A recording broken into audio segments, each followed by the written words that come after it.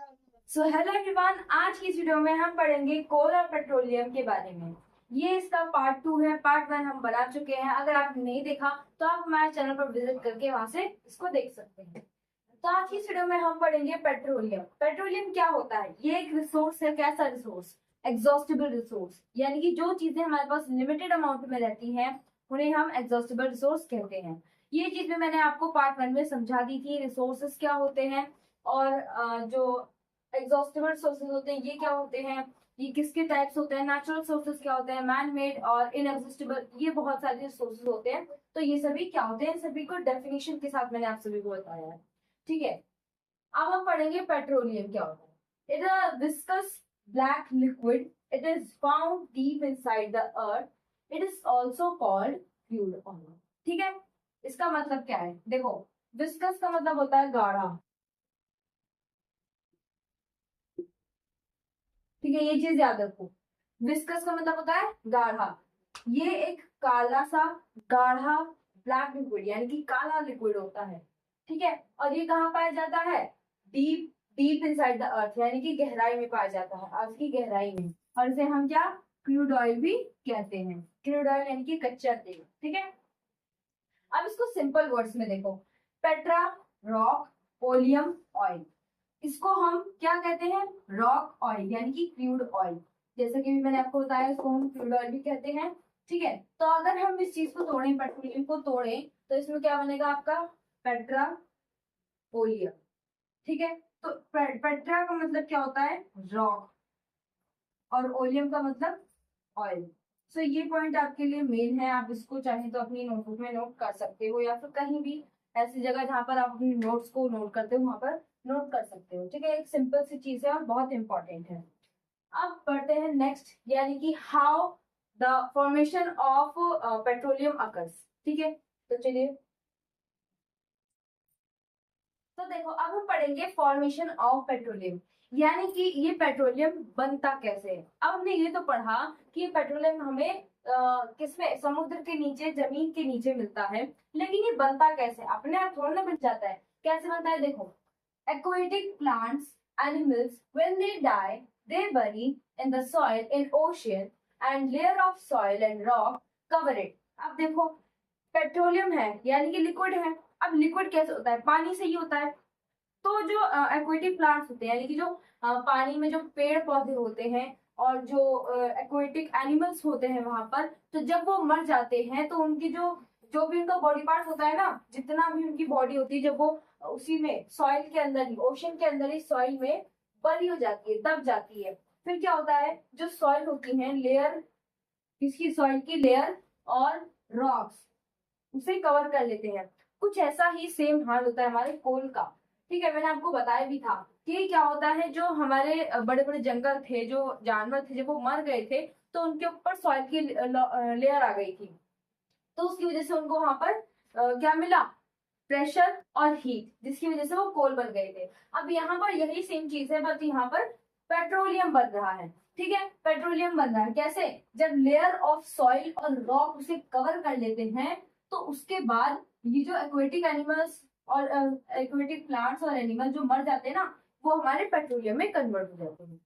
अब आइए नेक्स्ट पढ़ते हैं। After repeating the process of covering, petroleum start forming deep inside the earth.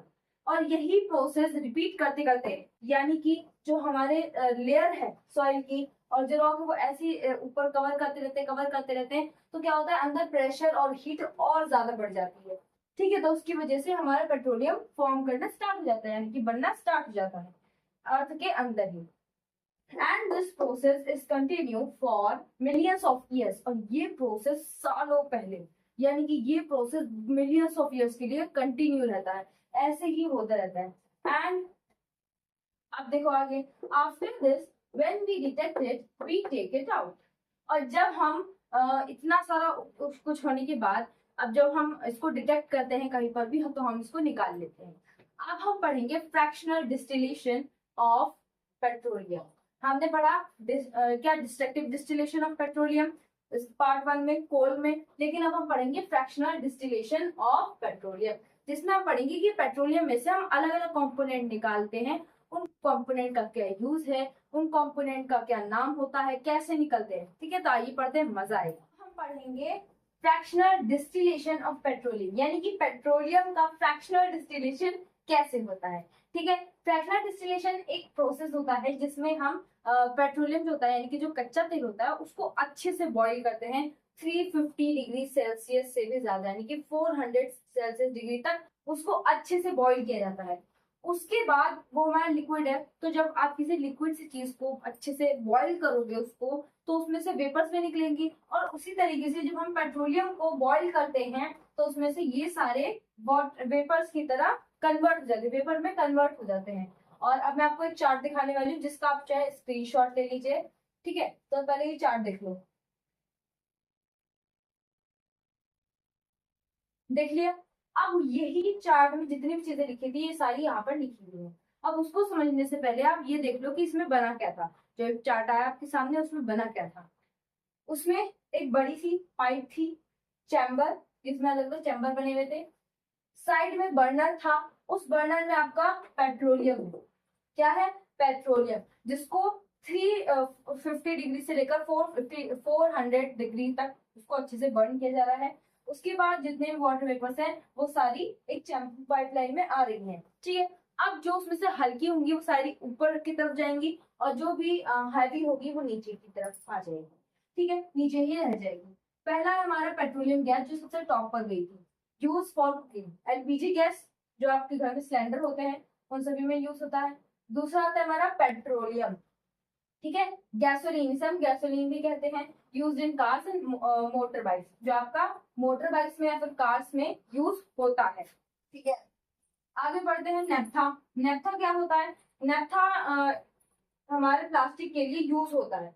ठीक है, अब आता है हमारा केरोसिन, यानी कि मिट्टी का तेल, सभी जानते होंगे, और ये अब हमारे चूल्हे में और ढिबरी में काम आता है। ढिबरी एक तरीके का हमारी लाइटनिंग लैंप होता है। ठीक है, जैसे हम तो यहाँ पर कई बार लैंप जला देते हैं, लेकिन कई जगहों पर जैसे जो रूरल एरियाज होते हैं ना, वहां पर क्या होता है, लोग काफी काफी लोग हमारी डिबरी जलाते हैं, तो उसमें मिट्टी का तेल यानी कि केरोसिन ऑयल यूज होता है। नेक्स्ट आता है हमारा डीजल। डीजल आपके हैवी मोटर्स में यूज होता है, जैसे कि आपका ट्रक हो गए, बसेस हो गए, जनरेटर्स हो गए, तो उनमें यूज होता है क्या, डीजल। अब आता है हमारा लुब्रिकेटिंग ऑयल। लुब्रिकेटिंग ऑयल क्या होता है। लुब्रिकेटिंग ऑयल क्या होता है, lubricant for machines and engines. Lubricant क्या होता है, लुब्रिकेंट एक ऐसा पदार्थ है जो दो चीजों के बीच में फ्रिक्शन को खत्म करके उनका स्पेस कम करता है, उनका फ्रिक्शन खत्म करता है, तो उसे हम क्या कहते हैं, लुब्रिकेटिंग ऑयल। अब आता है हमारा fuel, fuel oil. Fuel oil क्या होता है, ये एक ऐसा तेल है जो हमारे शिप्स में यूज होता है। ठीक है, और इंडस्ट्रियल पर्पस के लिए भी यूज होता है, जैसे कि इंडस्ट्रियल बॉयलर्स के लिए। ठीक है, अब आता है हमारा बिटुमेन। बिटुमेन क्या होता है, बिटुमेन हमारा एक रोड कंस्ट्रक्शन के लिए यूज होता है। ठीक है, आपने देखा होगा कि बहुत काले से जब रोड बनती है तो वहां पर बिटुमेन होता है बहुत, तो वो हमारे रोड कंस्ट्रक्शन में यूज होता है। और एंड में मैं आप सभी को हैप्पी इंडिपेंडेंस कहना चाहूंगी। और हाँ, एक इम्पोर्टेंट क्वेश्चन है, आप सभी स्कूल में आज गए होंगे और कितने लड्डू मिले कमेंट सेक्शन में जरूर बताना। ठीक है, इस वीडियो को हम यहीं पर एंड करते हैं, मिलते हैं नेक्स्ट वीडियो में। तब तक के लिए जय हिंद, जय भारत, वंदे मातरम।